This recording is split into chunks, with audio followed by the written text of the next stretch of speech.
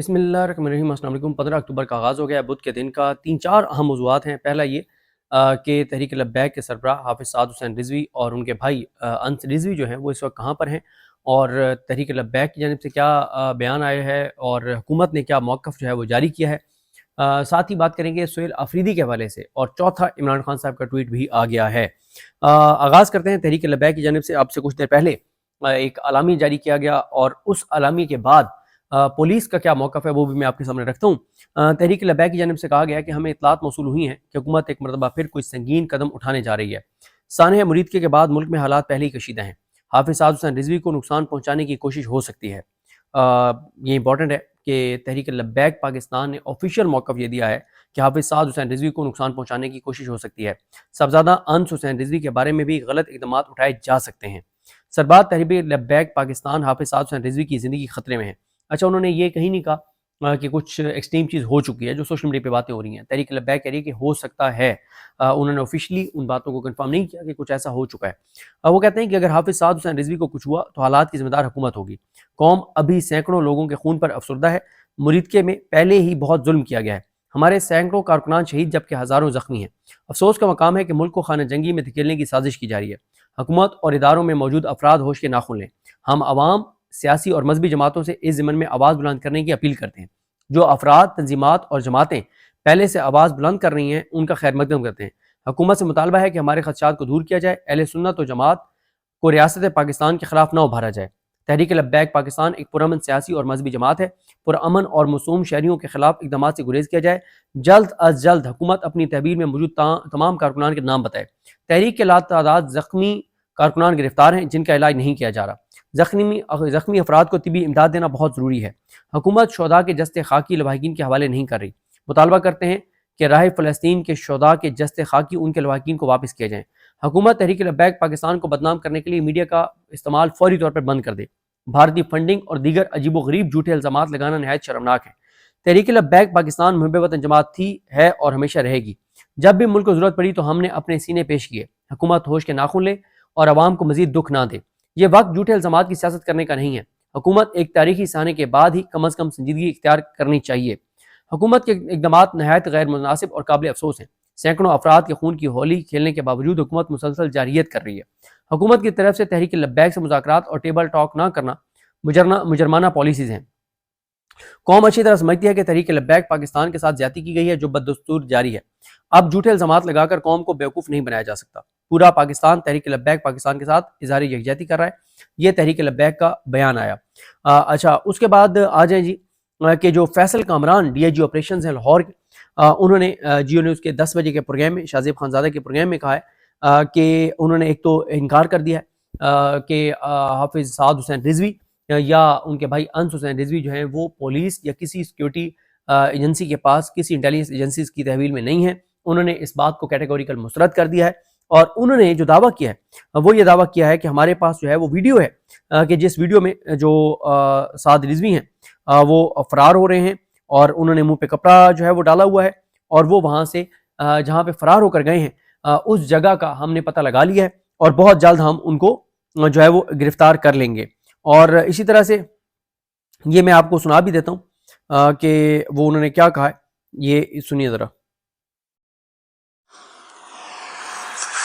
जी बहुत शुक्रिया शाहजेब। इसके अंदर आपने एक वीडियो देखी होगी जिसके अंदर ये यहाँ से मुंह के ऊपर एक कपड़ा डाल के निकलते हुए नजर आया। जैसे ये सारा लोगों को इंस्टिगेट करके और ये वहां पे फायरिंग और ये तमाम मामला करके खुद तो वहां से किसी गली से बाहर निकल गया। अब उसके ऊपर बहुत सारी टेक्निकल एविडेंस के साथ बहुत सारी चीजों पे काम करते हुए इसको ट्रेस कर लिया गया। लोकेशन हमारे पास आना शुरू हो गई, किस किस जगह पे गया, कहाँ ठहरा, किसके पास गया, वहां से कहाँ आगे गया, तो वो जगह ट्रेस हो गई। अब इसके ऊपर इंशाल्लाह बहुत जल्दी हम इसको ट्रेस करके आपके सामने कानून के कटहरे में लेके आएंगे। जिन्होंने ये सारी खराबी की, जितनी जाने गई, पुलिस वाले जख्मी हुए, सरकारी इमलाक का नुकसान हुआ, आम लोगों की, राहगीरों की मौत हुई, इसके अंदर इन सब चीजों का इंशाल्लाह आपके सामने रखेंगे और बहुत जल्द इसको ये कानून की गिरफ्त में होगा। मगर उनकी तो दरख्वास्त जो अदालत में, उससे लगता है कि वो पहले से ये कह रहे हैं कि साद रिज़वी पुलिस की हिरासत में है। क्या वो पुलिस या किसी इदारे की हिरासत में ऑलरेडी हैं, या आप ये कह रहे हैं आपने जो ट्रेस किया उसके मुताबिक वो अभी भी ऑन द रन है? ये अभी भी भागे हुए हैं, किसी पुलिस के पास बिल्कुल नहीं है। हम इनको ट्रेस करने की हर मुमकिन कोशिश कर रहे हैं और हमारी पूरी कोशिश है जल्द से जल्द इसको ट्रेस करके सामने लाएं, ताकि ये जितनी खराबी की है इसका ये जवाब दें कि ये क्यों की, किसके कहने पे की, कौन सा एजेंडा था ऐसा जिसपे ये मुल्क में इंतशार फैलाया गया, ये तक जवाब लें उनसे हम। ये इसके बाद एक और इनका बयान है, इनका जो डीआईजी ऑपरेशंस है फैसल कामरान, ये जो तहरीक लब्बैक के कारकुनान के हवाले से उन्होंने क्या कहा है वो भी सुनिए। शहरों में 16, 17, उसके बाद 20, 21, ये जितने दफा आपको याद होगा ये सारे प्रोटेस्ट होंगे, बहुत सारों में मैंने खुद ये हैंडल किए हुए हैं, बहुत सारे मुख्तलिफ शहरों में, पिंडी वाले भी और इसके अलावा भी। तो उसके अंदर हमेशा इसी तरह की एग्जैजरेटेड फिगर्स देते थे। अगर हर चीज रिकॉर्ड पे है, अगर ये कहते हैं कि इतने 282 और कभी 300 से जायद जितनी अगर ये लाशें कहते हैं, तो वो कोई सबूत दे दें, कोई उसकी तस्वीरें दे दें, कोई चीज तो हर चीज तो रिकॉर्ड करते हैं तो वो दें वहां पे। कोई इस तरह की बात नहीं है कि ये बिल्कुल एग्जैजरेटेड फिगर्स बता रहे हैं। महदूद पैमाने पे कार्रवाई बिल्कुल की गई। जिस वक्त सामने से गोली आएगी, जिस वक्त स्ट्रेट फायर होगा, जिस वक्त गर्दनों में पुलिस वालों के गोलियां लगेंगी, जिस वक्त लोगों के सीनों पे पुलिस के जवानों पे, चाहे वो एसएचओ है, उसको गोलियां लगेंगी, तो उसके बाद रियासत आपके ख्याल में खामोश रहेगी। ये मेरे पास इसके शहजाद के बेटे की तस्वीर है, 8 साल का बेटा है, 6 साल की बेटी है, 3 साल का बेटा है उसका। इन बच्चों को हम क्या जवाब देंगे कि ये आपका वालिद, ये पुरअमन एहतजाज की बात करते थे लोग, ये उन पुरअमन लोगों ने आपके वालिद के साथ ये किया? मेरे पास तो इसका कोई जवाब नहीं उन बच्चों को देने के लिए, उसके वालिद को देने के लिए, उसकी बीवी को देने के लिए। ये हर सोल ये मुकम्मल तौर पे इन्होंने एक तो कोई फिगर्स नहीं दे रही पुलिस कि कितने लोग वहाँ से जान से चले गए हैं और कितने लोग गिरफ्तार हुए हैं, कितने लोग ज़ख्मी हैं, कोई किसी तरह की फ़िगर नहीं दे रही पुलिस। और मैं आपको अपनी असेसमेंट बता देता हूँ कि जो ये कह रहे हैं कि वहाँ से साद रिजवी और उनके भाई वहाँ से भाग गए हैं, जिस तरह का वहाँ पे घिराव था तो मुमकिन नज़र नहीं आता कि वो वहाँ से ख़ुद ही कहीं पर भाग कर गए हों।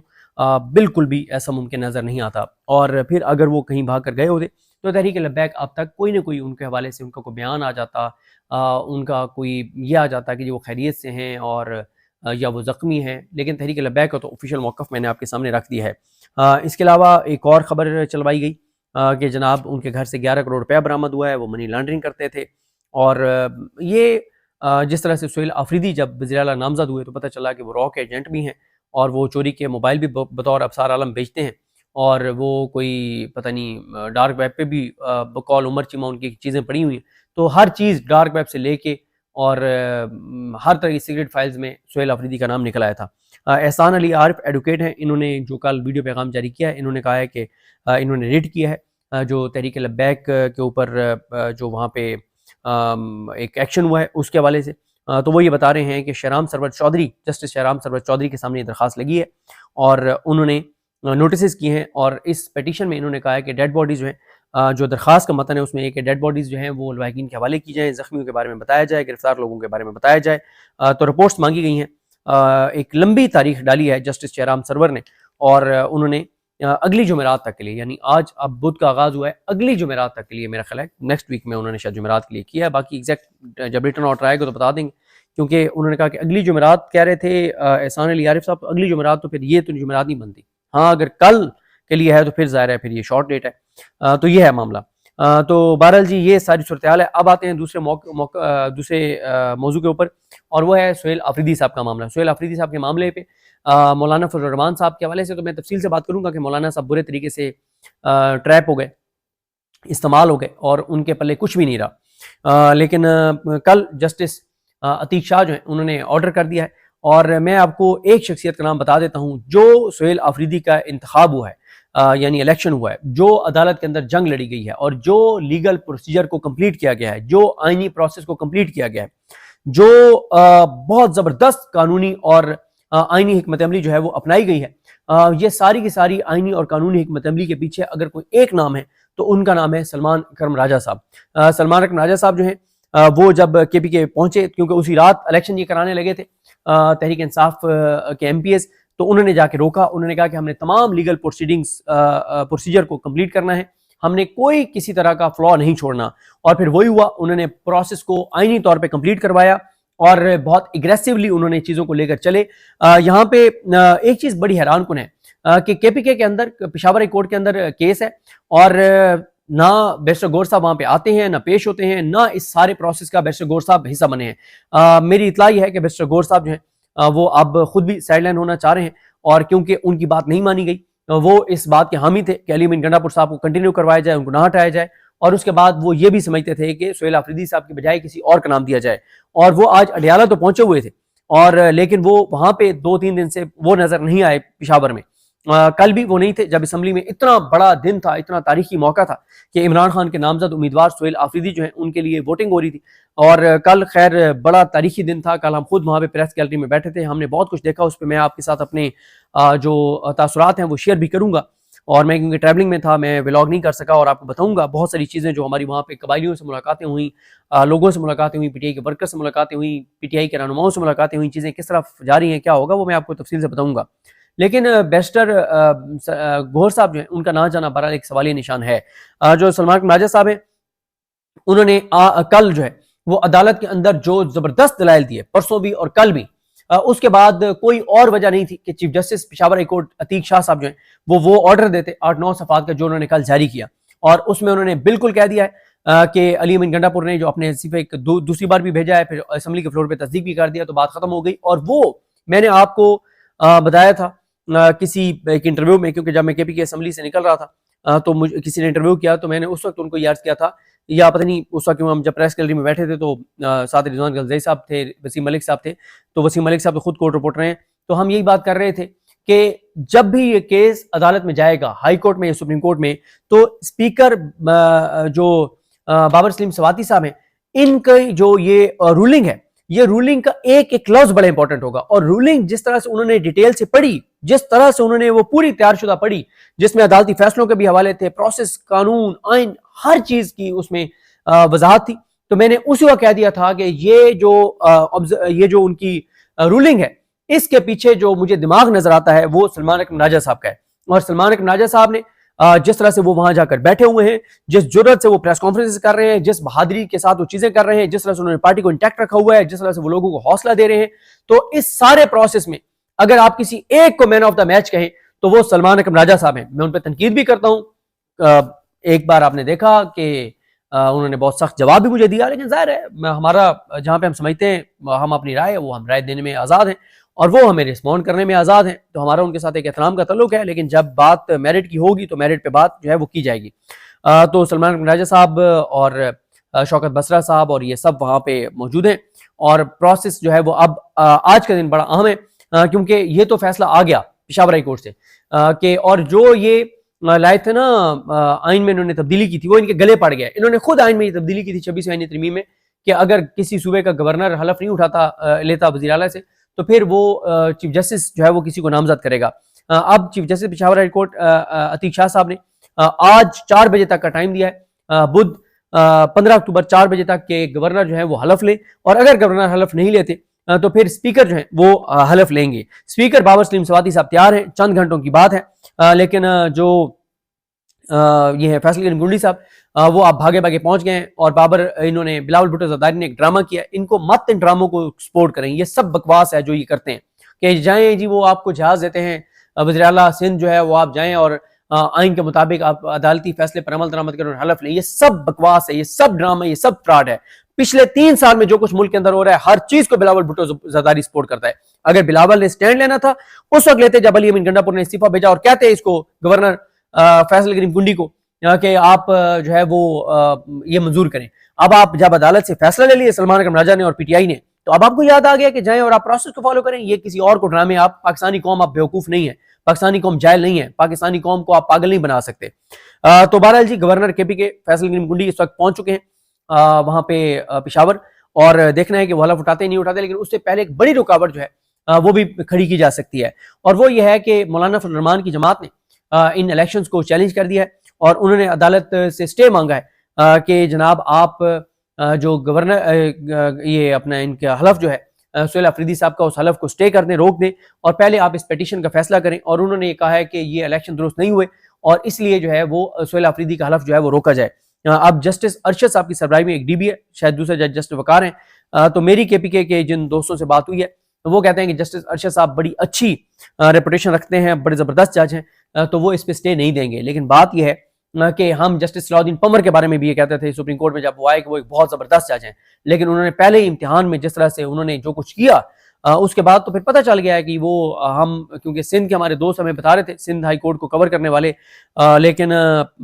ثابت یہ ہوا کہ وہ ہوا اور فضا کے ساتھ جائیں گے، وہ آئین قانون کے ساتھ نہیں جائیں گے، وہ اپنے حلف کے ساتھ جو ہے وہ نہیں جائیں گے۔ اور جسٹس صلاح الدین پمر نے جسٹس محمد علی مظہر اور جسٹس شاہد بلال حسن کے ساتھ مل کے اور اسلام آباد ہائی کورٹ کے 5 آزاد ججز کی پیٹیشن کو مسترد کیا، جو انہوں نے جسٹس جوگر کی ٹرانسفر اور سینیرٹی کے حوالے سے اور جسٹس خادم سومر اور جسٹس آصف کے حوالے سے جو پیٹیشن تھی اس کو مسترد کیا جسٹس صلاح الدین پمر نے، اور ان کی وجہ سے یہ سارا جو جسٹس جوگر بنے ہیں وہ ان کی وجہ سے بنے صلاح الدین پمر صاحب، کیونکہ دیکھیں محمد علی مظہر اور شاہد بلال حسن صاحب سے تو کسی کو امید ہی نہیں تھی نا، وہ تو سب کو پتا تھا کہ وہ کیا فیصلہ دیں گے، لیکن ان کے حوالے سے بہت امیدیں تھیں جو امیدیں ٹوٹی ہیں صلاح الدین پمر صاحب کے حوالے سے۔ تو اس لیے میں ابھی یہ نہیں کہہ سکتا، بہرحال آج پتہ چل جائے گا۔ جس طرح میں نے بتایا کہ ارشد صاحب کے حوالے سے کہا جا رہا ہے کہ وہ اچھے جج ہیں، تو پتہ چل جائے گا آج کہ وہ کتنے اچھے جج ہیں، اور آج اس حوالے سے آج کا دن بڑا اہم ہے، اور اگر اسٹے نہیں ملتا تو پھر یہ جو ہیں کیا نام ہے ان کا سہیل آفریدی صاحب وہ حلف جو ہے وہ اٹھا لیں گے۔ اب آتے ہیں آخر میں عمران خان صاحب کے ٹویٹ کے اوپر۔ اچھا، عمران خان صاحب کے ٹویٹ جو باہر آیا ہے نا، یہ بہت مختلف ہو سکتا تھا، بہت سخت ہو سکتا تھا، بہت مزید اس کے اندر چیزیں آ سکتی تھیں اگر آج کل عمران خان کی بہنیں عمران خان صاحب سے مل لیتی۔ ان کی ملاقات نہیں ہوئی کیونکہ وہ لیٹ پہنچی، کیونکہ کیس کی سماعت ہونی نہیں تھی، کیونکہ وہ سلمان صفدر صاحب نہیں تھے، لیکن جج صاحب نے کہا کہ کیس چلانا ہے میں نے، تو اس لیے بہنیں نہیں تھیں اور نہ سلمان اکرم راجہ صاحب تھے۔ تو بہرحال مجھے نہیں پتہ پیغام کس کے ذریعے آیا ہے، لیکن وہ پیغام میں بتا دیتا ہوں۔ لیکن یہ میں نے آپ کو بتا دیا ہے کہ اگر سلمان اکرم راجہ صاحب جاتے یا عمران خان صاحب کی بہنیں جاتی تو یہ بیان بہت سخت ہوتا اور وہ تمام چیزیں ہوتی جو عمران خان صاحب نے کہی ہوں گی۔ اب یہ ہے کہ باتیں تو وہ شاید کچھ اس میں سے ہوں گی جو عمران خان صاحب نے کہی ہیں، لیکن الفاظ جو ہیں وہ بہرحال ضرور جو ہے وہ چینج جو ہے وہ کیے گئے ہوں گے۔ تو اس لیے جو ہے وہ پڑھ دیتا ہوں میں ذرا عمران خان صاحب کا ٹویٹ جو ہے۔ عمران خان صاحب کا ٹویٹ جو ہے اس میں عمران خان صاحب کہتے ہیں کہ جو ان کا موقف جو بتایا گیا کہ خیبر پختونخوا حکومت میں تبدیلی کا عمل احسن طریقے سے مکمل ہونے پر اپنے تمام ممبران اسمبلی کو مبارکباد پیش کرتا ہوں۔ خیبر پختونخوا کے اراکین نے جس نظریے پر ڈٹ کر بنا کسی اگر مگر کے میرے نامزد کردہ وزیر اعلیٰ کو ووٹ دیے ہیں وہ قابل ستائش ہے۔ میں علی امین گنڈا پور کو بھی خراج تحسین پیش کرتا ہوں جنہوں نے بغیر کسی تردد کے ایک نہیں 3 مرتبہ استعفیٰ دیا۔ یہ ہموار ٹرانزیشن اس بات کا ثبوت ہے کہ خیبر پختونخوا میں تحریک انصاف کے نظریے کا بول بالا ہے۔ سہیل آفریدی کو خصوصی پیغام دینا چاہتا ہوں کہ وہ میرا اوپننگ بیٹسمین ہے، لہٰذا کھل کر کھیلنا چاہیے۔ انہوں نے فری ہینڈ دے دیا ہے ان کو، اور اطلاعات یہ بھی ہے کہ انہوں نے جو ہے وہ سہیل آفریدی صاحب کو کہہ دیا کہ وہ اپنی مرضی کی کابینہ جو ہے وہ لے کر آئیں۔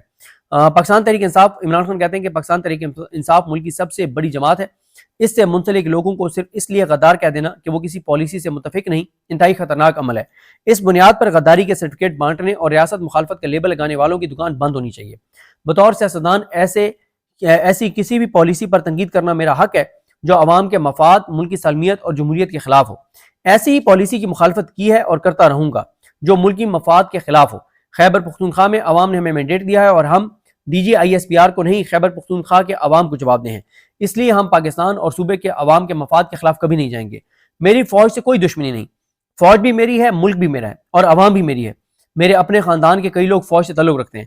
1965 کی جنگ میں ہمارے زمان پار کے 8 میں سے 7 گھروں سے میرے خاندان کے لوگ فوج میں تھے اور ملک کا دفاع کر رہے تھے۔ مجھے افسوس ہوتا ہے جب دہشت گردی کی جنگ میں فوج کے سپاہیوں کا خون بہتا ہے، مگر اس کے باوجود بدامنی قائم رہتی ہے اور دونوں طرف ہمارے لوگ مارے جاتے ہیں۔ تاریخ سے ثابت ہے کہ صرف ملٹری آپریشن دہشت گردی کا حل نہیں ہے۔ ہمارا اصولی موقف ہے کہ خیبر پختونخوا میں ملٹری آپریشنز قابل قبول نہیں ہیں، کیونکہ اس میں کولیٹرل ڈیمیج کے نام پر معصوم لوگ شہید ہوتے ہیں اور وہ اپنے علاقوں سے دربدر ہوتے ہیں۔ کئی دہائیوں سے بڑے آپریشن کر کے دہشت گردی ختم کرنے کی کوشش میں ہیں، مگر یہ ناصور ختم نہیں ہو رہا۔ ہر سال بہت سا قیمتی خون بہہ رہا ہے، کبھی فوج اور پولیس فورسز کے اہلکاروں کی شہادتیں ہوتی ہیں تو کبھی معصوم شہری دہشت گردی کے واقعات میں جان کی بازی ہار جاتے ہیں۔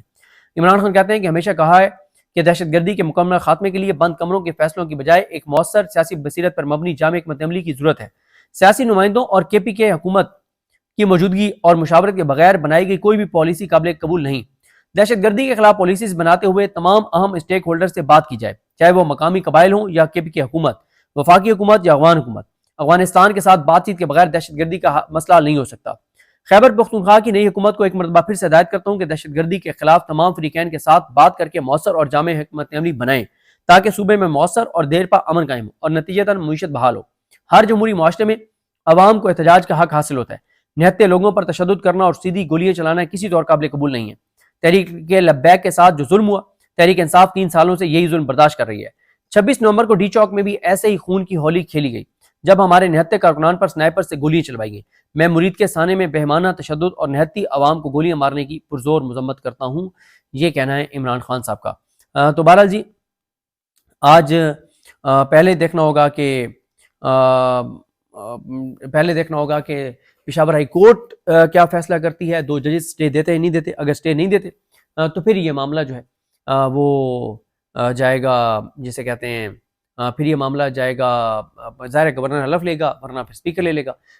ایک آپشن یہ بھی ہے کہ جو پشاور ہائی کورٹ کا یہ ان کا فیصلہ ہے، پشاور ہائی کورٹ کے چیف جسٹس کا، اس کو چیلنج کر دیا جائے سپریم کورٹ میں اور آئینی بینچ صبح ہی سماعت کر کے اور کوئی بڑا فیصلہ جاری کر دے۔ تیسرا جو ہے وہ یہ ہو سکتا ہے کہ وہ جو ایک بات کی جا رہی ہے کہ مردان سے کوئی فیصلہ آنا ہے، اس کی ڈیٹیل تو مجھے نہیں پتا، لیکن وہ بھی ایک بات کی جا رہی ہے کہ مردان سے کوئی فیصلہ آئے گا اور اس میں سہیل آفریدی صاحب کو کے خلاف کوئی آرڈر آ جائے گا، تو وہ بھی باتیں چل رہی ہیں۔ لیکن بہرحال دیکھتے ہیں جی آج کیا ہوتا ہے۔ آج کا دن بہت اہم ہے۔ اگر آج سہیل آفریدی نے حلف اٹھا لیا تو پھر تو دمادم مست کلندر ہے، پھر چیزیں بالکل مختلف طرف چلی جائیں گی، اور وہ کیسے جائیں گی اس پہ میں نیکسٹ ویڈیوز میں آپ کو بتاؤں گا۔ مجھے اپنی دعا میں یاد رکھیں، لیکن ہم سب کا حامی ناصر۔ اللہ حافظ۔